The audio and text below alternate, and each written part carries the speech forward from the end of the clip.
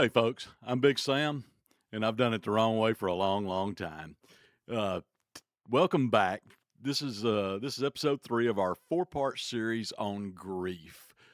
And believe me, this is something that I've done the wrong way for a long, long time. So I'm excited to share this series with you. It's something God put on my heart back at the first of the year, and so far it's been a pleasure, been therapeutic for me to put down, and hope it's helping you out too. So, in episode 1, we talked about how grief can slow you down. Episode 2, we talked about grieving what you've lost. Today, we're going to talk about something that surprises a lot of people when they're hurting, and that's forgiveness. Uh, a lot of times, grief needs forgiveness.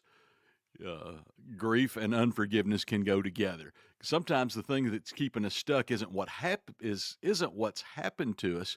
We're still carrying the weight of what happened. We're still carrying unforgiveness because of what happened. Whether you've lost a loved one, a dream, a relationship, or simply been wounded by life, unforgiveness becomes a weight you were never meant to carry. We're not supposed to carry unforgiveness with us. That is all through the Bible. Uh, the hidden connection between grief and forgiveness is I say it's simple, but it's simple if you think about it. It's not if you're living through it. We think about grief, we think about sadness, but grief's bigger than sadness. Grief often brings anger, resentment, bitterness, regret, and blame. Sometimes we're angry at people. Sometimes we're angry at circumstances, what happened. Sometimes we're angry at ourselves. And if we're honest, and believe me, I've been there, my wife and I both have, sometimes we're angry at God. We never say it out loud. Sometimes we do, but it's there. The question then is, what do we do with that anger? What do we do with that unforgiveness? Because if we don't deal with it, it'll become a prison. It'll be a prison for us, not for the other person. One of the hardest lessons I've learned is this: the person that you're refusing to forgive may not even know that you're angry, or they don't care. They're living their life. They're sleeping well. They're moving forward. They're doing their thing, and you're carrying the burden. They've moved on. You haven't. Uh, so whose issue is that really? Theirs or yours? So someone said, and I've heard this said before, holding on to unforgiveness is like drinking poison and expecting the other person to die. Uh, that's so true. Golly.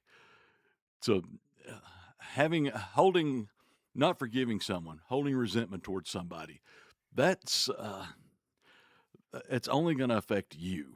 It's not going to affect them, whomever that is.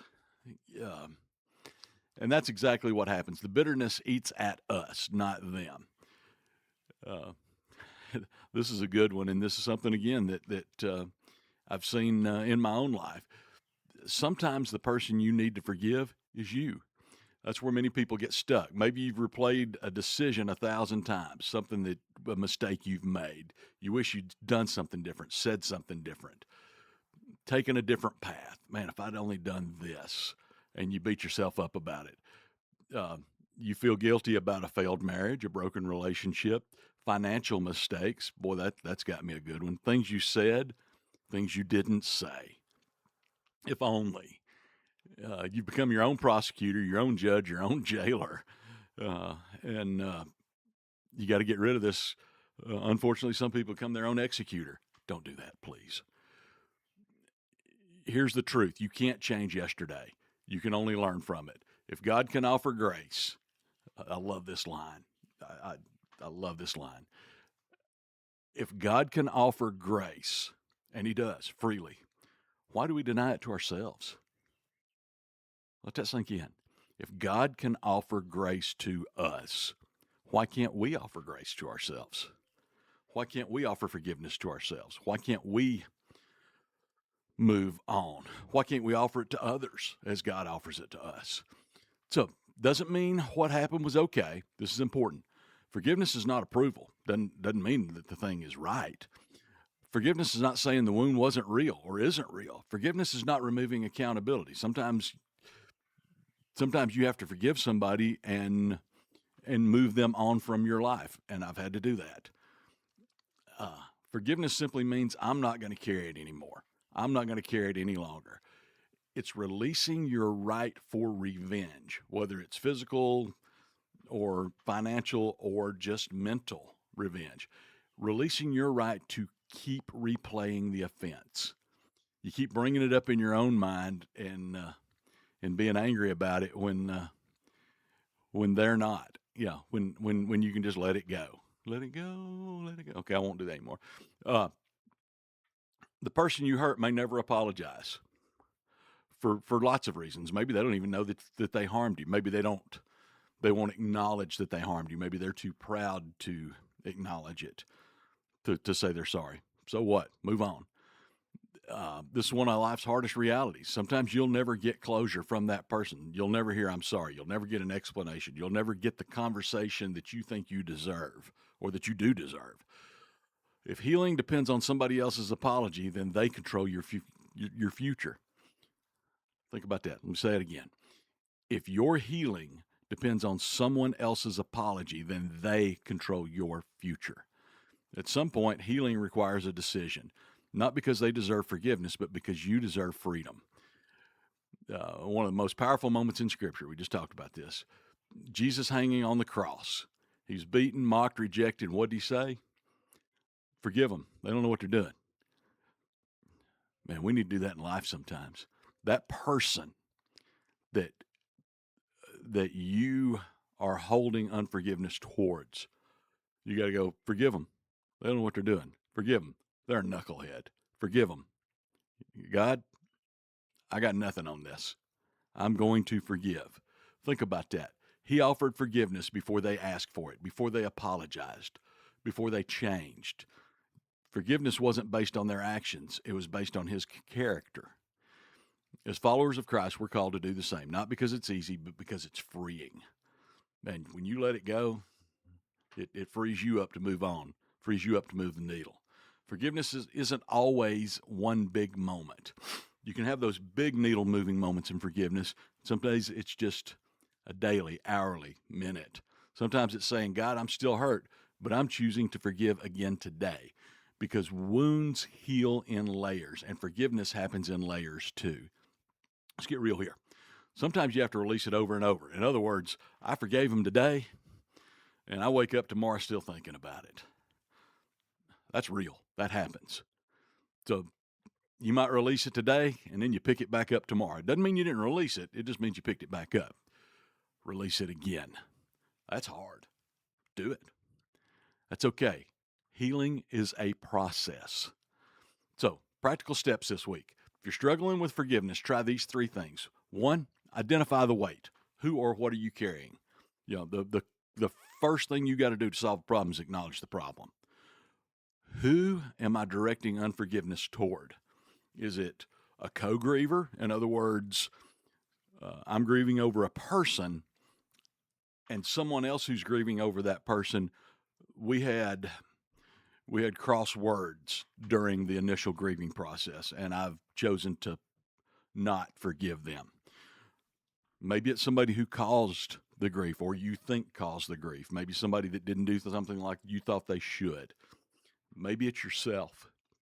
Hey, if I'd only done this, and this, then I wouldn't have this situation to grieve over, whether it be in the loss of a person or a failed relationship, failed job, whatever that is. You need to forgive that person. And again, maybe it's God. Crazy thing about holding something against God is he's perfect. If we choose to believe that God's perfect, whether we choose to believe it or not, it's true. He makes no mistakes. So how can we hold something against him when he makes no mistakes? He's got this perfect will, and whatever it is, it's for our good. All things work together for good to those that love the Lord, called according to his purpose. So if you're holding something against God, you need to let it go. So identify the weight, whatever it is you're carrying. Name it. Be honest. You can't release what you're unwilling to acknowledge. Pray specifically. Ask God to help you forgive, not because you feel like it, but because you want freedom. There's that word again. You can go back a few episodes. We go through freedom. Go back and rewatch that one if you haven't. Watch it for the first time. Episode on freedom. Freedom is a wonderful thing. Uh, we're approaching the and depending on when you're watching this, 250th anniversary of this great country that we live in, and you want freedom from what what the country gained freedom from. But freedom, man, day to day, we need freedom from the things that we're dealing with. It's even bigger. So take a small step. Maybe it's writing a letter you'll never send. Write down that letter of, "Hey, you harmed me, and I'm choosing to forgive you." Uh, Write it on a paper, and this is something when we went through freedom, we wrote up things that we were wanting to forgive somebody for, and we tossed them in a burn pit. Uh, I heard a story about a guy that was going to his therapist, and his therapist told him, to get freedom or to get release, to get forgiveness, write letters to people that have offended you and then burn them. And he's, oh, that's a good idea. Or it was write letters to people that have offended you and then set them on fire. And he comes back the next week. He goes, man, that was great. I got so much release from that. I feel amazing. Now, what do I do with the letters? Okay, that was funny when I heard it. Some of y'all it'll take a second to get, but that's okay. What do I do with the letters? Seriously, sometimes you need to write down that offense. And if it's directed at a person, if it's directed at God, if it's directed at yourself, and then throw it in a burn pit. Safely do this, okay? If your house catches on fire, do not blame Big Sam. Maybe it's having a conversation. Sit down, call them up, invite them over. Sit down, by the burn pit. And you go, hey, here's that thing that you did that bothered me. Here's that thing that I need to forgive you for. Maybe it's simply choosing to not replay the hurt today. Wake up today and go, nope, not going to let that thing bother me today. And then when you wake up tomorrow, do it again. One step, still progress, moving the needle. There's enough burdens in life without carrying unforgiveness too. The truth is, some of you have been carrying something for years, a hurt, a betrayal, a regret, a wound that keeps reopening every time you think about it. And today I want to remind you, you were not meant to carry that weight forever. Forgiveness doesn't change the past, but it can change your future. Forgiveness doesn't change the past, but it can change your future. It doesn't erase the scar, but it can stop the bleeding.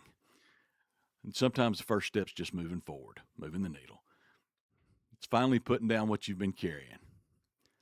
Putting down what you've been carrying. Forgiveness. Whatever brought that up, whatever grief situation, whatever situation is you're grieving over, that you're carrying unforgiveness on, let it go. Drop it. Set it free. And again, I've done it the wrong way for a long, long time. I've carried things against people, against myself, against God that caused me to not be able to move my needle, that caused a lot of things in my life, a lot of problems that didn't need, compounded the original problem. So this has been episode 3 of our 4-part series on grief. And I hope you're enjoying it. But this is forgiveness, the weight you were never meant to carry. Next time, we're going to wrap up the series by talking about moving forward. And I hope if you've watched so far, we're going to talk about how to move forward, how to pick it up and go on the rest of your life, how to finish strong. If you've watched with us till now, you won't want to miss that. Until then, remember, you don't have to carry every burden. You don't. Some things were meant to be surrendered. When you put down the weight, you can finally start moving the needle. When you put down that weight of unforgiveness, you can start moving that needle. So, if you're getting something out of this, if it's helping you move the needle, be sure to like it, share it, jump over to our YouTube channel, like and subscribe. Help us move this forward. This is how we're going to be able to keep doing these. Thank you for tuning in. Let's keep moving that needle. See you next time.